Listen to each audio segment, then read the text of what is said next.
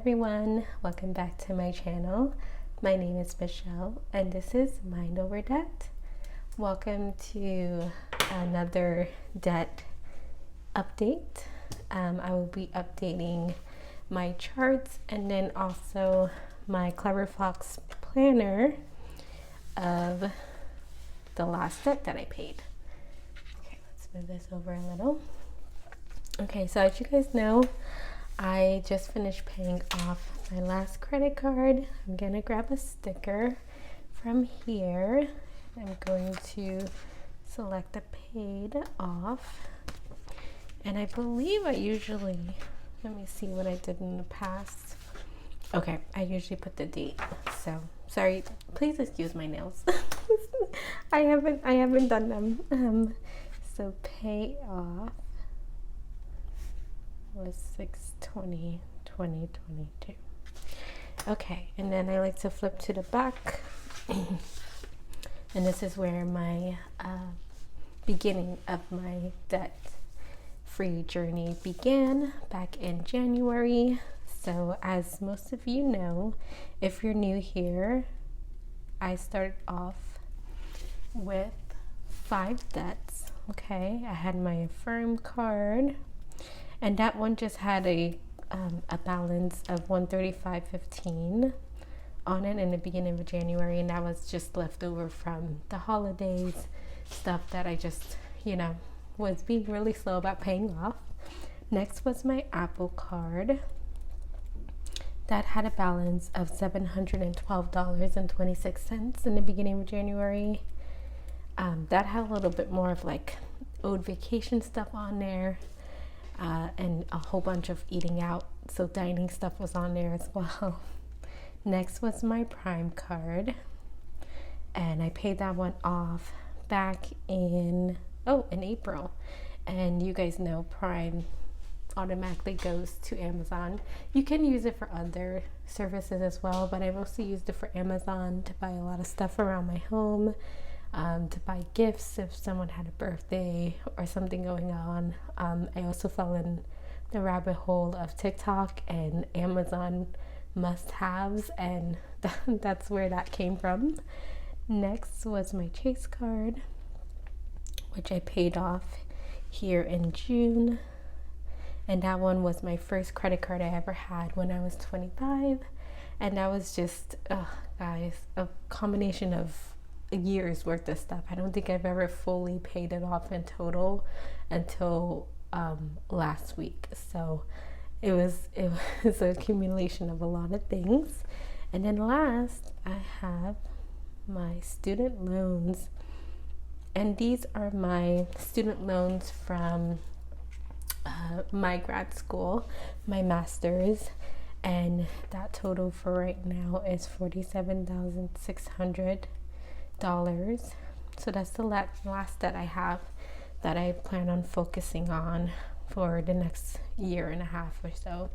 I didn't give myself a deadline, but I do want to be debt free by probably the end of 2023. I would give myself.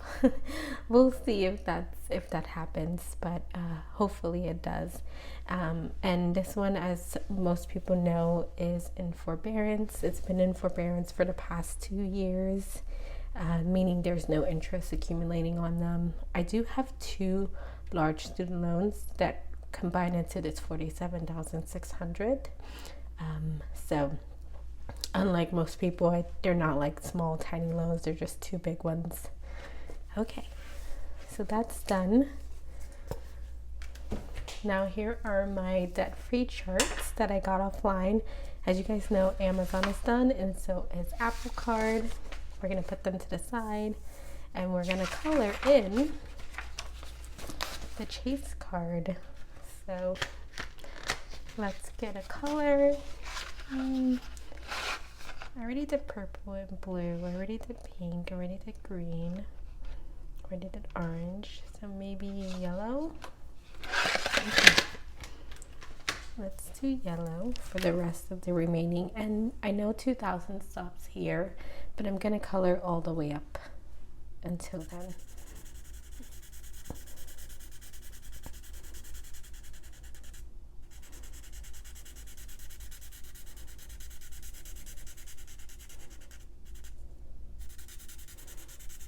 How are you guys doing? How has June been for everyone? Are you guys excited for July? We're more than halfway through through the month. So I mean, sorry, not through the month, through the year. It feels like it's only been a month though. Okay. So I think I spoke a little bit about what I'm gonna do with my student loans in my monthly budget that just came out.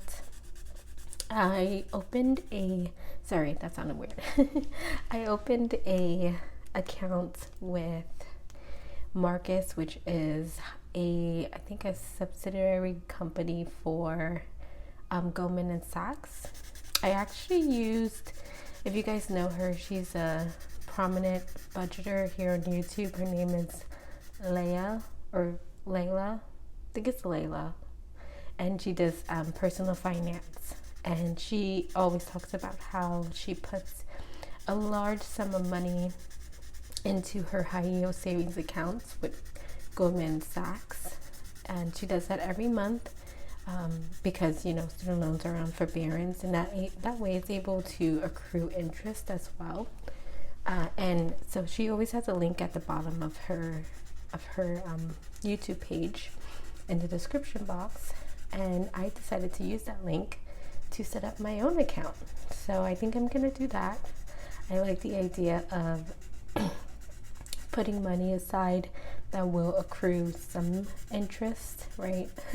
Not much, but at least some, and then I'm able to see that money grow. And then when student loans are off of forbearance, whenever I feel comfortable enough, if I get a large amount in that account, then I will put it towards my student loans. I just rather be prepared that way than to have to wait to see what the government is going to do with the student loans. So I set that up last week, which is fun. And then you guys also know I have my other two savings accounts. I have a short-term one which has $1,000, and that's mostly for like extreme emergencies. If I was to get a flat tire, or if a family member or a really close friend needed money, or something crazy was to happen, then I can just spend that money quickly because it's already linked to my my debit card. And then I have a long-term savings account, which it's outside of my normal bank, and that one's for long-term goals. Like I plan on doing a 3 to 6 month emergency fund eventually. So that's what that savings account is for. Okay, so I'm done with this Chase card. I'm gonna put it with the others. And now I have my student loan one. I made this way before I made the other ones. I think I made this like back in 2020 when I was like about to be serious about paying off my student loans, and then I kind of didn't. So I'm gonna use this going forward. I won't be coloring it in while I'm putting money aside in the savings account that I have designated for my student loans. But once I take that money from my savings and I put it into my student loans, whichever lender I have, then I will color this in, because I don't want it to seem like I really am paying it off when I'm not, when it's just sitting in a savings account. So I'll have this for this, and that is it for today's video. I hope you guys have an amazing July 4th. I hope you're able to celebrate with your family and friends. And I know the world has been pretty crazy since 2020 and it seems to have gotten a lot more hectic, but I hope you take this time off. Even if you don't have July 4th off, just take some time for yourself, treat yourself if you can, and I will see you guys in my next video. Have a good day. Bye.